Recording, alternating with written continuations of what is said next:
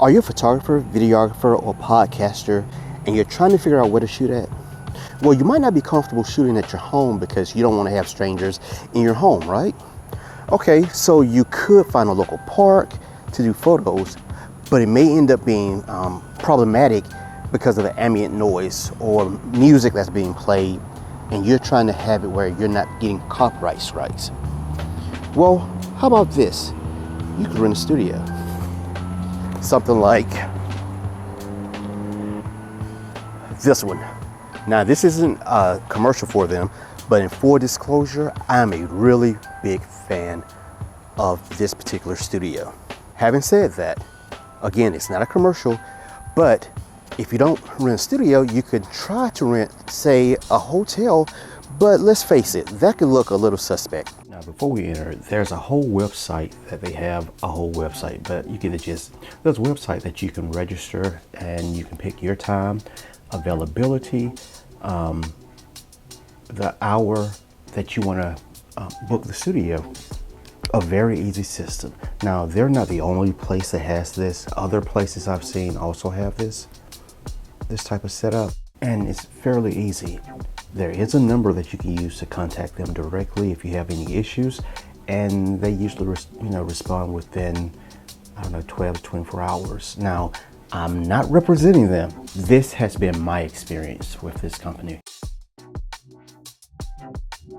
Now, as you see, there are several different sets that you can set up in here, areas that you can use for either a photo shoot or for your podcast. Over here, there's a lot of props that's included in your initial deposit or your payment for the rental, and it's usually based on the hour. It's just a nice studio. Now, let me say this.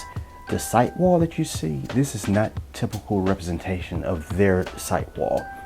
Obviously, they've had a lot of activity in there, and they do repair, patch, and paint over the cracks and fill it in and repair it to a nice clean site wall. Otherwise, you have to do a lot of editing to get it to that bright white color that you want. This is my last shoot that I've done in there. This young lady, I'm so proud of her. She's actually my niece. She has opened up a company, a nail salon that she's doing, and she wanted some images to help promote herself. Now, the equipment that you're seeing, well, no, let me start with the backdrop paper. That's included in your rental fee. You see the lights that's in there. Well, the lights are mine. The studio do have lights that they allow you to use, but that's for an additional fee. And that's all broken down on their website. Now, this isn't abnormal for just this studio. Other studios I've visited, they also do the same. Now, the one thing about this particular studio and a couple of other ones, so you have to find out how they actually operate as far as noise or other people. So when you rent the studio, it's for an hourly base. So please have in mind, if you're renting this studio for an hour, consider the time it will take you to set up and break down. So you may not have a total hour photo session with your client, so you may not want to advertise that, or you may want to calculate for 2 hours so that you can have time to set up and break down. No, because this particular studio rents at the top of the hour, so say from 1 to 2 or 2 to 3 or 3 to 4. If you do 2 hours, you want to tell your client, well, you may want to tell your client that the shoot starts at 1:15. That way you have a 15-minute window, or even 1:30, and you can have a 30-minute buffer before it starts, and then on the back of that second hour, you can use that time to break down and clean up and get out. Oh, but what I was saying earlier was, when you rent the studio, you are the only person that's in here. Even though you have multiple options for the different setups, because of the size, they're renting it to one party at a time. Now, if there's another option that you need to rent, and say for instance, you're in an area that has a few photographers, a few active photographers that's using the studio or renting the studio, where there are other options that you can do, like Peerspace. Peerspace is an online process also. I've used them once, and that's where I met another photographer that has a studio, and I did rent her studio as well, and it was absolutely gorgeous. I'm looking at proximity to me as well as proximity to all of my clients.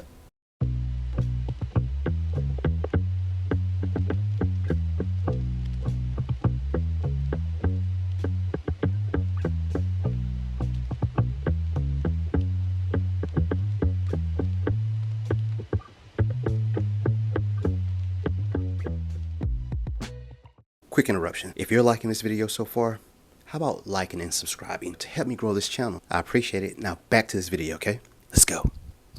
Now, as you see here, you'll see more of what the studio has to offer. You see the stands. You see these are just a couple of colors. You can ask them about different colors and they typically will accommodate you. In the corner, you'll see some of the lights that they have in the studio. Now, I do not use their lights only because I have my own lights. Now, they rent this, but it's for an additional fee. And there is a level of professionalism that they expect you to operate in. There's a restroom that's behind the door by the clothes hanger that you just saw. And that refrigerator is actually a real refrigerator with a microwave on top of it. Again, they do replace and patch and repaint the site wall. So what you're seeing right now is not a true representation of what they typically have.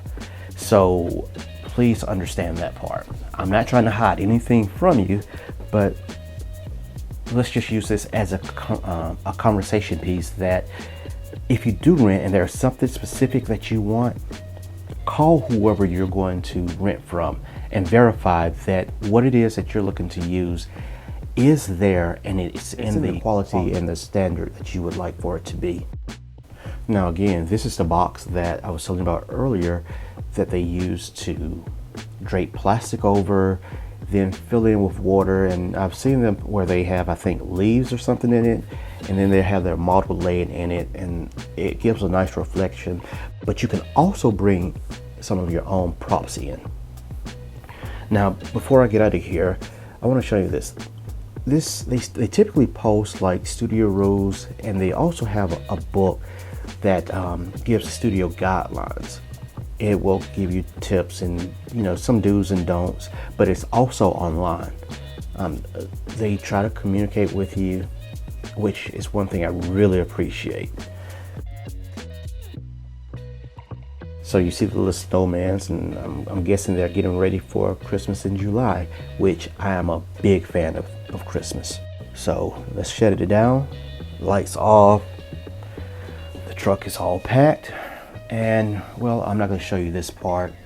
So I'm just going to lock up. And look, guys, grab your camera, go create, and be great. God bless. I appreciate you all.